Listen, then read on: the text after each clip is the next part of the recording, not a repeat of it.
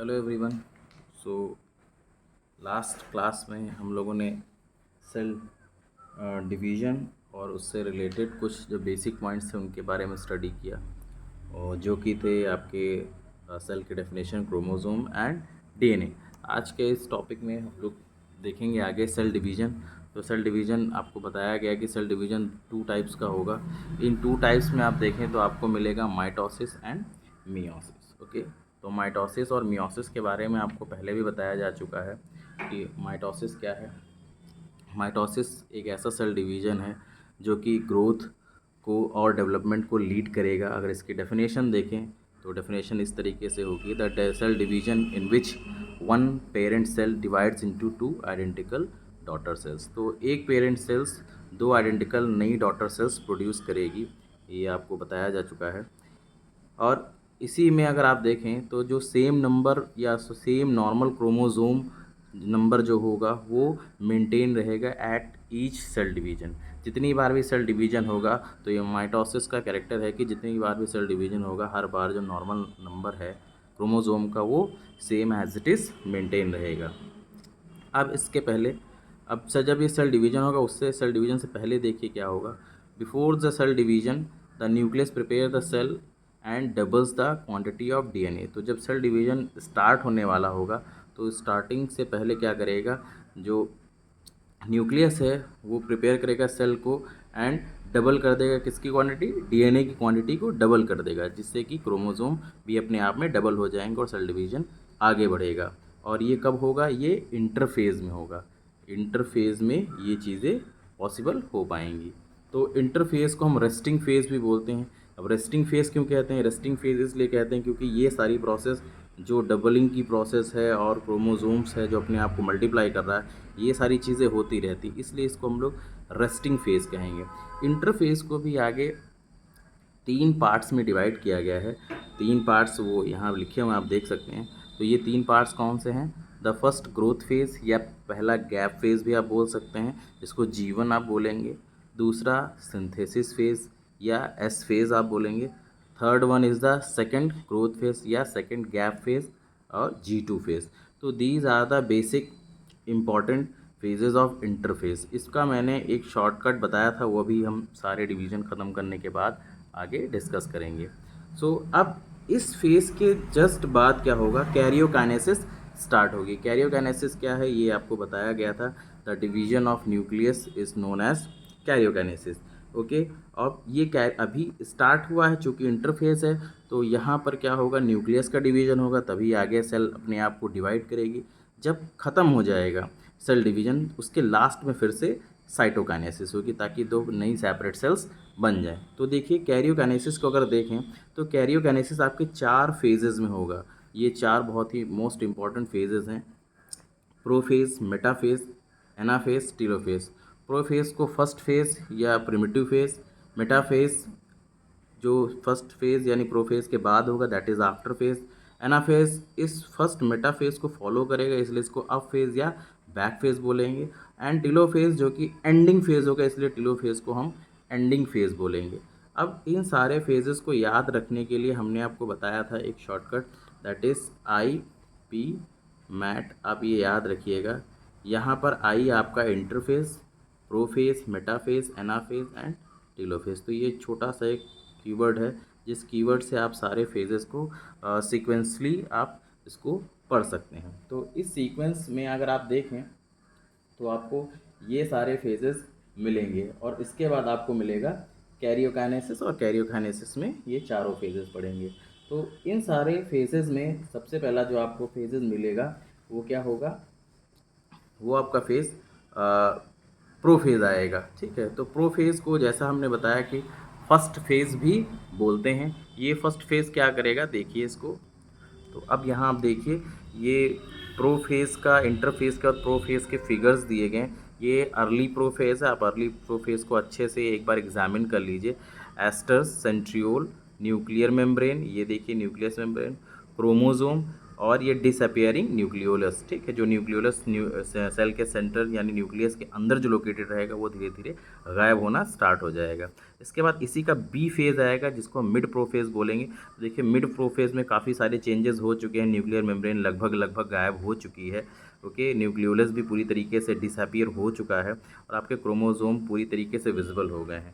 इसके बाद इसी का लास्ट प्रोफेज अगर आप देखें तो लास्ट या लेट प्रोफेज में कुछ कुछ आपको सेंट्रियोल्स दोनों पोल्स पे नज़र आएंगे और क्रोमोसोम भी अपनी पोजीशन को एक प्रॉपर फॉर्म में अरेंज करना स्टार्ट कर देंगे। तो ये इसके कुछ बेसिक फिगर्स हैं, इनको आप ध्यान रखिएगा। इसके बाद अब प्रोफेज के कुछ बेसिक पॉइंट्स की हम बात करेंगे, तो वो कैसे होंगे देखिए।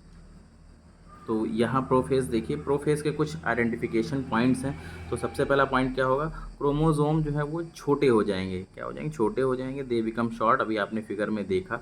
ओके, फिर become short and thick and clearly visible inside the nucleus. तो अगर आप देखें, अगर इसका फिगर देखें तो कुछ इस तरीके से ये आपका न्यूक्लियस है, तो यहाँ ये क्रोमोसोम पूरी तरीके से विजिबल हो जाएंगे। Okay, so this is the first character. फिर इसके साथ साथ दो सिस्टर क्रोमैटिड्स जो कि सेंट्रोमियर से अटैच हैं, तो ये इसका अटैचमेंट पॉइंट अगर आप मान लें तो दिस इज़ द सेंट्रोमियर। यहाँ से दोनों सिस्टर क्रोमैटिड्स अटैच रहेंगी। सेंट्रोसोम स्प्लिट करेगा अपने आप को, डुप्लीकेशन सेंट्रियोल से, ये सेंट्रियोल से दो पार्ट में अपने आप को डिवाइड कर लेगा, एक यहाँ हो जाएगा, एक यहाँ हो जाएगा। ओके, ये इस तरीके से अपने आप को, सेंट्रियोल एक ही होता है जनरली सेल में, लेकिन डुप्लीकेशन के टाइम पे ये अपने आप को या डिवाइडेशन के टाइम पे अपने आप को दो पार्ट्स में डिवाइड कर लेगा।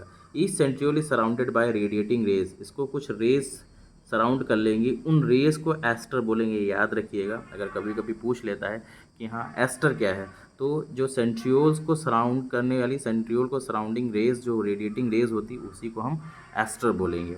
Next, a number of fines appears between the daughter cells centrioles are called spindle fibres. तो बहुत सारे फाइबर्स अपीयर होने शुरू हो जाएंगे, छोटे छोटे धागे जैसे स्ट्रक्चर, उन्हीं को हम क्या बोलेंगे? स्पिंडल फाइबर्स बोलेंगे। तो ये हो जाएंगे कुछ बेसिक कैरेक्टर प्रोफेज के। इसकी जस्ट बाद जो आएगा वो हमारा मेटाफेज आएगा। तो आइए इसके मेटाफेज के भी फिगर को हम लोग देखते हैं। तो यहाँ देखिए ये मेटाफेज का आपका पूरा फिगर है। इस फिगर में आप देखें तो सारे क्रोमोसोम जो है इक्वेटर पे आकर के अरेंज हो गए कॉलम में, और इनको देखिए ये अरेंजमेंट है, और इसको एस्टर रेस पूरी तरीके से घेरे हुए हैं। तो ये एक इसका सेटअप है मेटाफेज का। तो आप इस मेटाफेज को अच्छे से याद रखिएगा। This is the figure of metaphase. इसको जस्ट बाद इसको जो फॉलो करेगा वो आपका एनाफेज आएगा। तो आइए मेटाफेज के कुछ पॉइंट्स को देख लेते हैं। अब देखिए मेटाफेज में क्या होगा। तो duplicated chromosomes arrange on equatorial plane. तो अभी मैंने आपको फिगर में दिखाया कैसे वो इक्वेटर पे पूरे ऐसे ऐसे करके आपने देखा इस सर्कल में अरेंज थे, ठीक है। तो arrange at equatorial plane, each chromosomes get attach to spindle fibres. और ये किससे अटैच रहेंगे? स्पिंडल फाइबर से अटैच रहेंगे। Okay, so this is the basic points of metaphase. इसके ठीक बाद हमारा आ जाएगा एनाफेज। तो एनाफेज के फिगर को भी हम लोग एक बार एग्जामिन कर लेते हैं। ओके, तो यहाँ देखिए ये आपका जो है ये आपके एनाफेज के फिगर है। इन दोनों फिगर्स को आप अच्छे से देखिए। यहाँ देखिए जो आपने मेटाफेज में जो क्रोमोसोम को इक्वेटोरियल में अरेंज देखा था, यहाँ पर लगभग वो डुप्लीकेट होकर के अलग अलग पोल्स पे जाना स्टार्ट करेंगे। जबकि इसका लेट अगर आप फिगर देखें, लेट एनाफेज देखें, तो यहाँ लगभग सारे क्रोमोसोम डुप्लीकेट हो चुके हैं और वो अपने अपने पोल्स पे जा रहे हैं, यानी मूव कर रहे हैं। तो डॉटर क्रोमोसोम्स, स्पिंडल फाइबर्स और ये सेंट्रियोल। और यहाँ पर भी दो डॉटर क्रोमोसोम्स, यहाँ सिंगल था, यहाँ देखिए सबके हर एक के दो दो फॉर्म हो चुके हैं। यहाँ भी लिटरली फॉर्म हो रहे थे, बट यहाँ पूरी तरीके से क्लियरली आपको विजिबल फॉर्म में दिखाया गया है। अब इसके पॉइंट्स को हम लोग डिस्कस कर लेते हैं। ओके, तो एनाफेज को कैसे आइडेंटिफाई करेंगे? तो सेंट्रोमियर जो होगा, centromere of the chromosome divides the sister chromatids separate and move toward the opposite poles. तो ये फिगर में भी मैंने अभी आपको दिखाया कि कैसे वो लोग अपने आप को डुप्लीकेट करके अलग अलग पोल्स पे मूव कर रहे हैं। और ये जो अलग होने का एक्शन है ये किसके थ्रू परफॉर्म होगा? By the contraction of spindle fibres. तो जब स्पिंडल फाइबर कॉन्ट्रैक्ट करेंगे तभी ये एक्शन परफॉर्म होगा। तो इस पार्ट को आप बिल्कुल अपने दिमाग में बिठा लीजिए। That is by the contraction of spindle fibres they will be separated. इनको जस्ट फॉलो करेगा हमारा last phase, that is called the telophase. तो उसके बाद अब टेलोफेज़ को हम लोग रिकॉग्नाइज़ करेंगे, तो टेलोफेज़ के फिगर आप देख लीजिए। ये टेलोफेज़ देखिए कैसे अलग अलग क्रोमोसोम हो चुके हैं और लगभग लगभग बाइफर्केशन सेल का भी होने वाला है। ये इसका अर्ली टेलोफेज़ है और ये इसका लेट टेलोफेज़। अर्ली टेलोफेज़ और लेट टेलोफेज़ में बस इतना ही अंतर है कि यहाँ पर आपको क्रोमोसोम विजिबल हो रहे हैं, बाइफर्केशन स्टार्ट हुआ है, और लेट टेलोफेज़ में यहाँ पर पूरी तरीके से बाइफर्केशन हो गया है, क्रोमोसोम फिर से डिसअपीयर हो गए, थ्रेड्स नज़र आने लगे हैं और न्यूक्लियर मेम्ब्रेन पूरी तरीके से रीअपीयर हो गई, जबकि यहाँ पर लिटरली कम ही रीअपीयर हुई है और सेंट्रियोल भी अपनी जगह पे पहुँच रहा है। ओके, तो अब इसके पॉइंट्स को भी हम लोग देखेंगे वो क्या हैं। ओके, तो ये देखिए टेलोफेज़ के कुछ पॉइंट्स। तो ईच क्रोमैटिड्स और डॉटर क्रोमोसोम लेंथेन्स बिकम थिनर, तो कुछ जो लंबे हुए थे वो कुछ पतले हो जाएंगे, and turn into network of chromatin threads, तो पतले पतले क्रोमैटिन यानी पतले पतले धागे जैसे नज़र आएंगे जिनको क्रोमैटिन थ्रेड्स बोलेंगे। न्यूक्लियर मेम्ब्रेन फिर से दिखाई देने लगेगी और न्यूक्लियोलस भी दिखने लगेगा। तो इस तरीके से आपका ये टेलोफेज़ ख़त्म होगा, और इसी के ठीक बाद जब ये चारों डिवीज़न ख़त्म हो जाएंगे, इनके बाद आपको मिलेगा द कैरियोकाइनेसिस। ये कैरियोकाइनेसिस को ठीक फॉलो करता हुआ मिलेगा साइटोकाइनेसिस। तो ये प्रोसेस आपस में चलती रहेंगी, ठीक है। कुछ जगह पे ये डिवीज़न होगा, कुछ जगह पे डिवीज़न रुक जाएगा और कुछ डिवीज़न पे शॉर्ट टाइम के लिए होगा। फॉर एग्जांपल अगर हम बात करें नर्व सेल्स की, तो वहाँ पर सिर्फ ये डिवीज़न एक बार होगा। अगर हम बात करें लिवर सेल की, तो वहाँ पर 1 से 2 सालों के बीच में ये डिवीज़न फिर से होगा। अगर हम बात करें हमारी बॉडी सेल्स की यानी स्किन है, तो ये वहाँ लगातार ये डिवीज़न चलता रहेगा। ओके, तो ये कुछ बेसिक से पॉइंट्स हो जाएंगे हमारे माइटोसिस सेल डिवीज़न के। इसके बाद मियोसिस है। तो मियोसिस में मैंने आपको पहले ही बताया था कि मियोसिस सेल डिवीज़न जो है वो आपका रिप्रोडक्टिव सेल्स में होगा। ओके, तो अगर डाउट रहेगी तो मियोसिस भी आप कमेंट करिएगा, तो वहाँ पर आपको समझा दी जाएगी शॉर्ट में।